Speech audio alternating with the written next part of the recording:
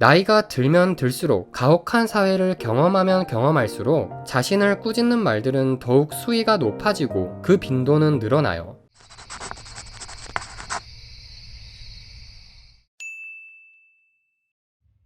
넌 그저 한심한 사람일 뿐이야.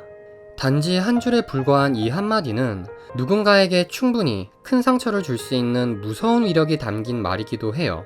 우리 대부분은 이 사실을 잘 알고 있기 때문에 성격이 삐딱한 사람이 아닌 이상 남에게 이런 상처되는 말들을 쉽게 하려고 하진 않죠. 하지만 이런 말들을 생각보다 쉽게 꺼낼 수 있는 상황이 한 가지 존재하긴 해요. 그건 바로 다름 아닌 내가 나 자신에게 이런 말들을 할 때예요. 나란 놈은 왜 이렇게 한심할까? 게다가 남들한테는 하루에 한 번이라도 들을까 말까 한 상처되는 말을 나 자신은 스스로에게 하루에도 수십 수백 번을 할 수가 있죠. 혹시 제 말에 공감이 되셨나요? 공감하셨다 하더라도 당신이 문제라는 것은 절대 아니에요. 우리는 누구나 마음속에 자신을 꾸짖는 또 다른 나와 함께 살아가니까요. 당신이 일부러 스스로에게 상처를 주고 싶어서 그러는 게 정신에 문제가 있어서 그러는 게 아니라는 것을 잘 알아요. 우리 모두가 그럴 수밖에 없는 진짜 이유와 해결책에 관한 말씀을 지금부터 들어볼까 해요.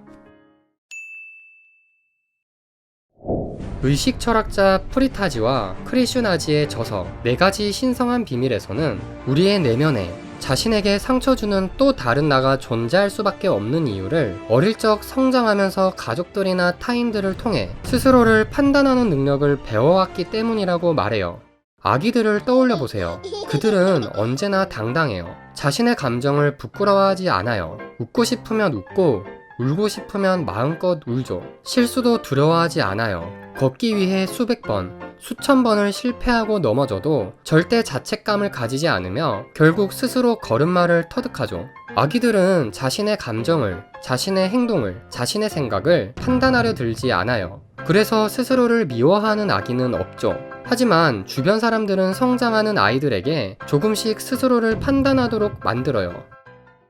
마음대로 울고 그러면 나쁜 아이가 된단다. 착한 아이가 되려면 항상 어른들의 말을 잘 들어야 하고 편식하지 않고 숙제도 잘해야 된단다. 그러나 아이는 여전히 울고 싶을 때가 있고 어른들의 말을 듣고 싶지 않을 때가 있어요. 그럴 때면 어른들에게 들었던 기준과 판단들이 마음속에서 작동하기 시작하고 그 기준에 미달된 자신을 바라보며 자연스럽게 스스로를 꾸짖기 시작하고 자책감이라는 감정을 배우기 시작해요. 우리는 이렇게 마음속에 자신을 감시하고 자신을 꾸짖는 새로운 가상의 존재를 만들어내기 시작해요. 나이가 들면 들수록 가혹한 사회를 경험하면 경험할수록 자신을 꾸짖는 말들은 더욱 수위가 높아지고 그 빈도는 늘어나요. 나는 도대체 이런 실수를 몇 번이나 하는 거야?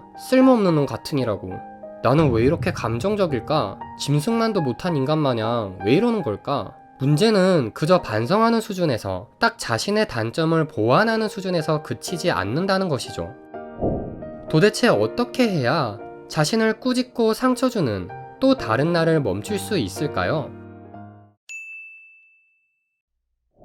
대부분의 사람들은 스스로를 향한 이런 부정적인 생각 습관들을 자신의 타고난 성격과 성향으로 여기고 바뀌지 못할 것이라고 믿는 경우가 많아요. 하지만 앞서 말했듯이 우리 스스로를 꾸짖고 상처 주는 생각들은 타고난 것들이 아니에요. 모두 후천적인 경험을 토대로 얻어진 것들이죠. 이 말은 즉 후천적으로 다시 노력하면 다시 충분히 바뀔 수 있다는 뜻이기도 해요. 바다같이 유연한 우리의 뇌 속에는 100조 이상의 신경 연결망을 구성하고 있어요. 우리가 하는 모든 생각과 감정들은 이 신경 연결망 사이를 전기처럼 계속 흘러다녀요. 물론 이 흐름들이 처음부터 견고한 신경 연결망을 만들어내는 것은 아니에요. 그저 바다 위에 자유롭게 철랑이는 파도처럼 유연하게 흘러다닐 뿐이죠. 하지만 부정적인 생각이든 긍정적인 생각이든 뭔가를 계속 반복하게 된다면 마치 밀물과 썰물이 계속 반복되면 해안선의 모양을 바꾸어 놓듯이 특정한 생각 습관에 부합하는 뇌 신경 연결망도 견고해지기 시작해요.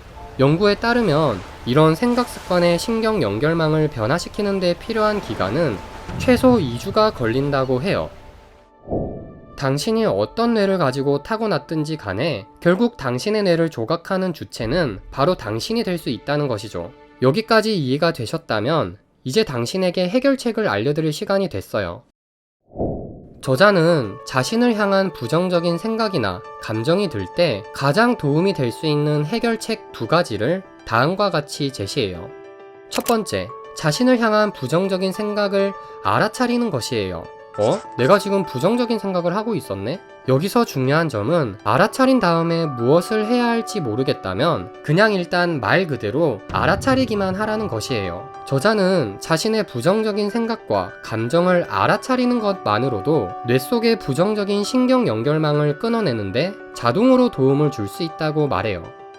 두 번째, 관찰하는 것이에요. 일단 나의 상황을 알아차렸다면 마치 제3자가 나의 마음을 관찰하고 있다는 생각으로 내가 지금 느끼고 있는 감정이 무엇인지 차분하게 지켜보는 것이에요.